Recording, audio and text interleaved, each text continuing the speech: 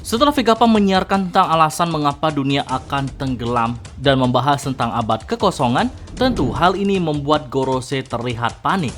Dan apa saja yang terjadi selanjutnya, mari kita bahas bersama-sama.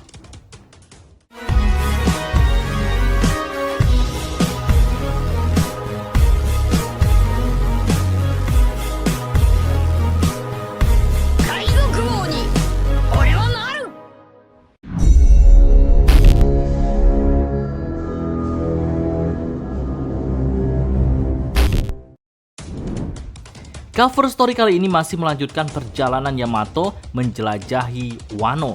Dan kali ini Yamato sedang merencanakan untuk berziarah ke makam Yasuo terlebih dahulu, yang merupakan salah satu orang yang berjasa dalam kemerdekaan negeri Wano.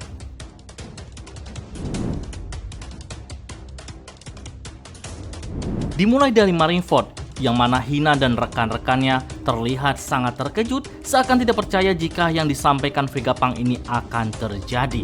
Namun Akainu sendiri marah dan merasa jika pengumuman Vegapunk hanya akan membuat dunia kacau.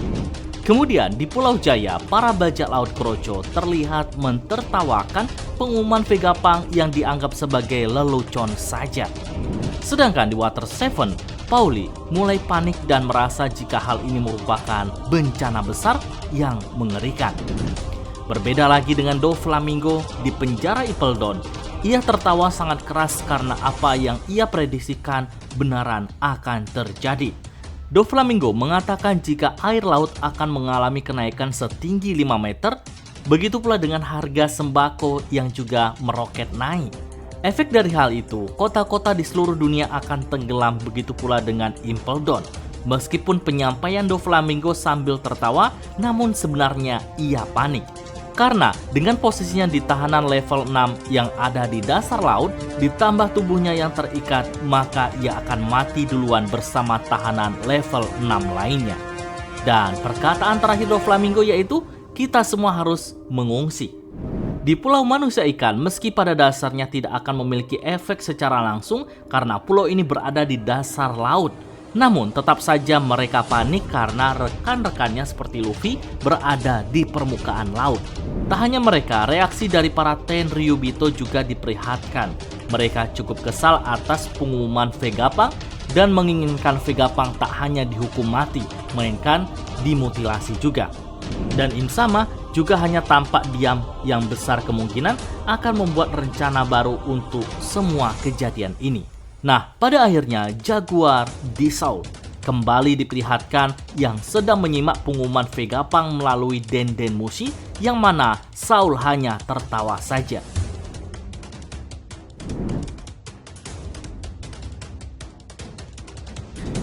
Di sini Vegapunk menjelaskan jika ia akan membuktikan perkataannya dengan sebuah prediksi. Jika prediksinya nanti salah, maka tidak perlu mendengarkan pidatonya lagi. Kemudian Vegapunk dengan tepat memprediksikan jika gempa dan kenaikan air laut setinggi 1 meter yang terjadi beberapa jam yang lalu, semua itu bukan hanya sekedar bencana alam yang dalam artian ada campur tangan seseorang yang membuat hal ini bisa terjadi. Perlu diperhatikan, jika apa yang dikatakan oleh Vegapunk ini jauh sebelum bencana ini terjadi, karena siaran ini merupakan rekaman yang jauh-jauh hari Vegapunk buat. Dan yang membuat orang-orang semakin yakin dengan adanya bukti di beberapa pulau terlihat air laut mulai membanjiri rumah-rumah mereka, hingga ada juga yang menyelamatkan diri ke atas atap dan ada juga yang menaiki perahu untuk pergi dari pulau dan berusaha mengungsi ke tempat yang lebih tinggi.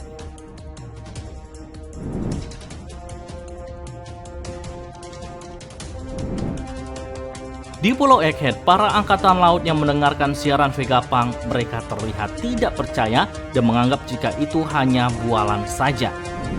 Lalu bagaimana dengan para Gorosei? Di chapter ini mereka terlihat mulai panik karena mereka yakin jika siaran podcast Vegapunk ini akan berdampak besar terhadap perilaku manusia di seluruh dunia. Hingga semua Gorosei mulai membabi buta untuk menghancurkan semua yang ada di pulau ini. Sedangkan Sartunus yang awalnya ingin menghabisi kru topi jerami, terutama Robin, hingga terjadi pertarungan yang cukup seru. Namun saat pengumuman Vegapunk ini semakin berbahaya, maka ia tidak menyerang kru Luffy lagi dan malah berfokus untuk menghancurkan semua Denden Mushi yang ada di dalam lab. Saturnus berharap dengan dihancurkan semua Denden Mushi bisa menghentikan siaran Vegapunk. Ini membuktikan bagaimana Gorosei begitu takut dengan informasi yang akan disebarkan ini, yang bisa saja berdampak pada pemberontakan besar-besaran. Nah, perlu diketahui, jika lokasi tempat Saturnus menghancurkan Denden Mushi merupakan tempat yang sama dengan Mother Flame disimpan. Ternyata Mother Flame berbentuk sebongkah api dalam tabung yang bertulis S108, sedangkan tabung airnya sendiri bertulis A dan MU.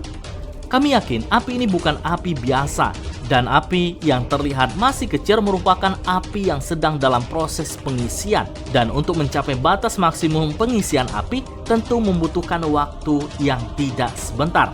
Hal ini sesuai pengakuan Insama setelah menggunakan Mother Flame, maka tidak akan bisa digunakan dalam waktu dekat.